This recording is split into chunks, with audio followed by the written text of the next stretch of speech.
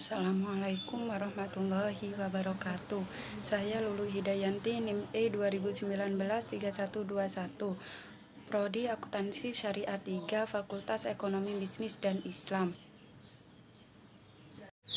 Di sini saya akan menanggapi video dari Bapak Abdul Wadud Nafis tentang ekonomi tertutup dengan kebijakan pemerintah atau ekonomi 3 sektor.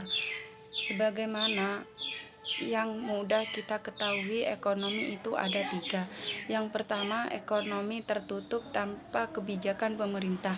Yang kedua, ekonomi tertutup atau dengan kebijakan pemerintah atau ekonomi 3 sektor.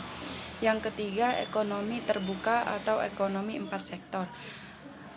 Pengertian ekonomi tertutup dengan kebijakan pemerintah atau ekonomi 3 sektor adalah perekonomian yang mana kegiatannya itu berada di sektor rumah tangga, industri, atau perusahaan pemerintah.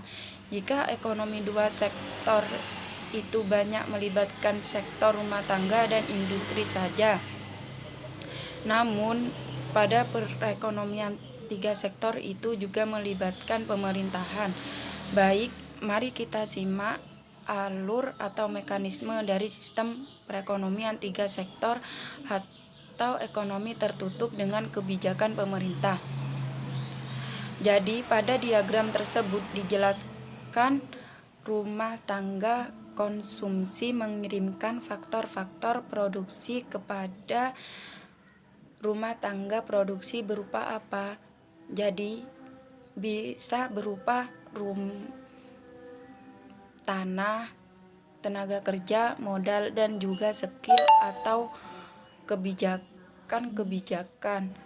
Kemudian rumah tangga pemerintah mengirimkan barang dan jasa kepada rumah tangga keluarga untuk dikonsumsi dan digunakan.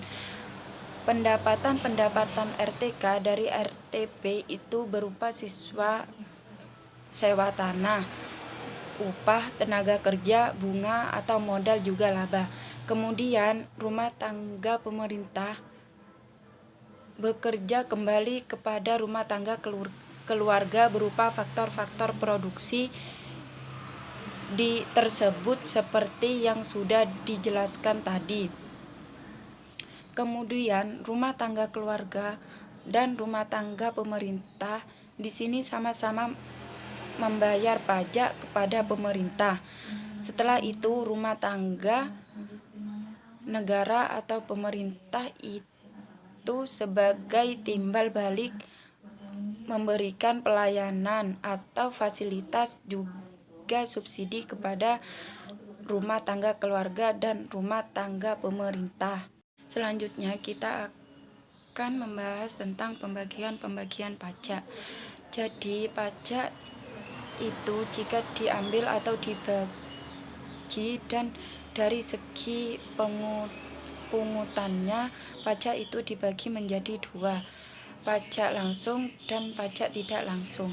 Jadi apa sih pengertian dari pajak langsung? Itu jadi pajak langsung adalah jenis pungutan pemerintah yang secara langsung dikumpulkan dari pihak yang wajib membayar. Contohnya pajak kendaraan bermotor dan pajak bumi dan bangunan dan juga pajak penghasilan. Kemudian pajak tidak langsung adalah pajak yang bebannya dapat untuk dipindahkan kepada orang lain. Jadi jenis pajak yang termasuk dalam kategori pajak tidak langsung itu adalah PPN atau pajak pertambahan nilai, pajak ekspor, dan pajak biaya masuk. Kemudian kita membahas tentang bentuk pajak pendapatan. Pajak Jadi pajak pendapatan itu ada 3 bagian. Yang pertama pajak negatif, pajak proporsional, dan pajak progresif. Jadi mari kita bahas satu persatu. Apa sih pajak agresif itu?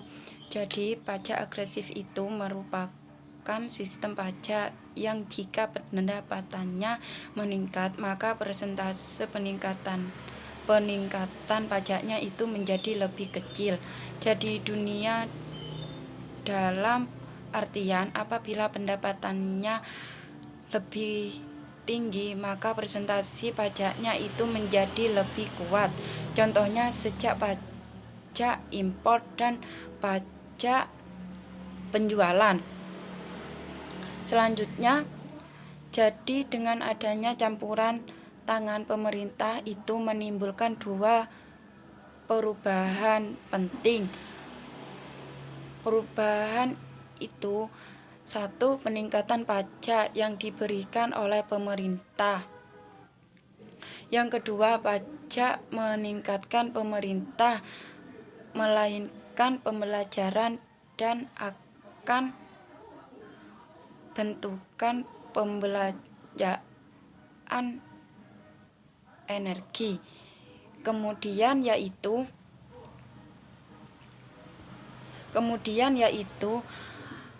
aliran bau dalam seleksi aliran pendapatan. Jadi di sini pembayaran pajak oleh rumah tangga dan perubahan kepada pemerintah sehingga itu mendapatkan pendapatan dari pembayaran pajak yang sudah dilakukan oleh pemerintah. Selanjutnya pengeluaran kolektor pemerintah ke sektor RT dan industri, yakni berupa pembayaran atas penggunaan faktor-faktor produksi RT dan diikuti oleh pemerintah. Kemudian yang nomor 2, pajak proporsional. Jadi pajak proporsional ini merupakan pajak yang presentasinya sama yang mendapat yang berbeda-beda. Nah, jadi pajak proporsional presentasi pajak yang dipungut terhadap mereka yang penghasilan rendah dan mereka yang berpenghasilan tinggi itu sama. Dengan kata lain, sistem pajak ini tidak membedakan penduduk yang makan dan yang penduduk yang kerja. Kemudian yang terakhir yaitu pajak progresif, yakni apabila presentasi pajak naik ketika pendapatan naik. Jadi semakin tinggi pendapatan seseorang, maka semakin tinggi pula presentasi pajak yang harus dibayarkan. Selanjutnya kita akan membahas tentang pajak terhadap konsumsi dari tabungan. Jadi pajak akan menemukan pendapatan di deposibel sejumlah T atau pajak yang rendah dibayarkan sehingga terjadi persamaan YD. Sekian, terima kasih. Wassalamualaikum warahmatullahi wabarakatuh.